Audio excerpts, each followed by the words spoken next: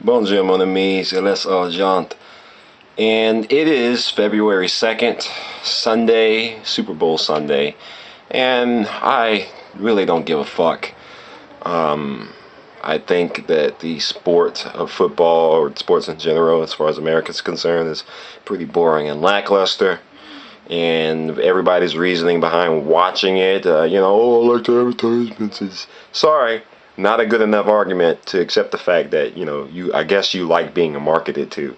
If that's what floats your boat thing, great.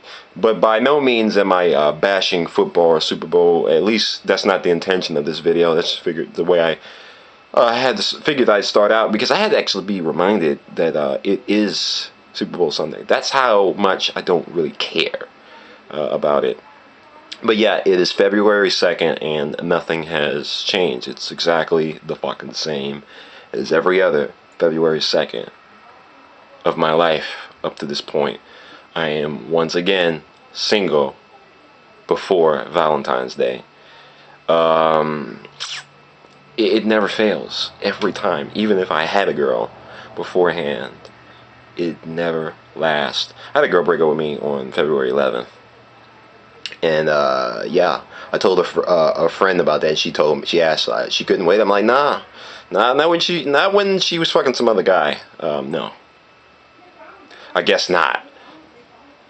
But the thing about Valentine's Day, I've already expressed my opinion about the holidays. A lot of them do remind me of people that I don't want to be reminded of. But at the same time, the only one that really I like is Halloween. Valentine's Day, a long time ago, used to be another holiday that I used to like.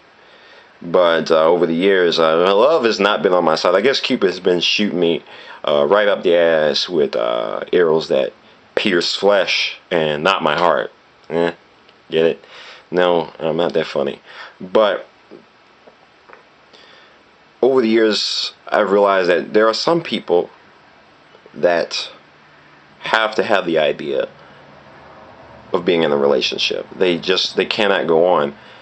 You hear this a lot from a lot of hopeless romantic people, myself included, that whenever the relationship's over, it's like, oh man, I can't go on because it hurts.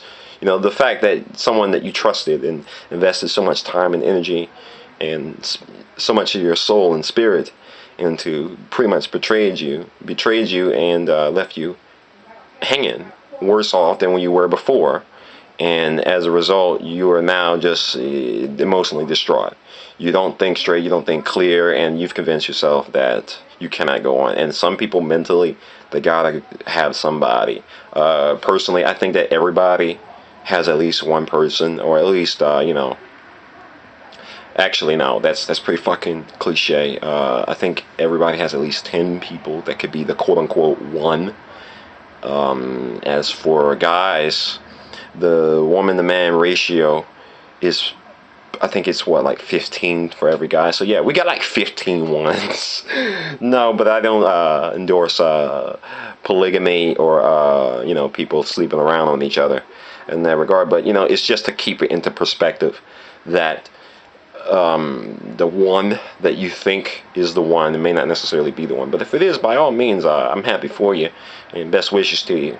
But for the people that have not found the one yet, I really do hope that you either find the one or realize that relying on a relationship is not going to help. In fact, it holds you down further than it would if you would have a little sense of independence. It hurts, and it may be kind of hard and difficult, but trust me, they'll be worth it in the end. Because, I am one of those people that struggle with the dependence of fidelity. I can deal with being single. It's been a while since I've been in invested in another woman. But, yeah, it's, when it does happen, it's very, I'm not going to say traumatic experience, because it's not always painful. But for most of them, it's been pretty disappointing.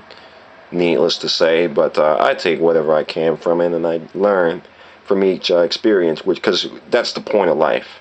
Life is the greatest teacher, It's not your high school principal. It's not your English teacher. It's life. Life is always the greatest teacher in the end. It is the greatest teacher because you're always being tested in one way or another. It can be a bitch at times, but I mean, the point is not to pass or fail it. It's to see how you take it and get what you can out of it with the limited time we have on this earth. And I struggle with it just as much as everybody else does. So, much love to you all. Happy Valentine's Day, and to you and yours, au revoir, merci mon amis. Too much of my delight.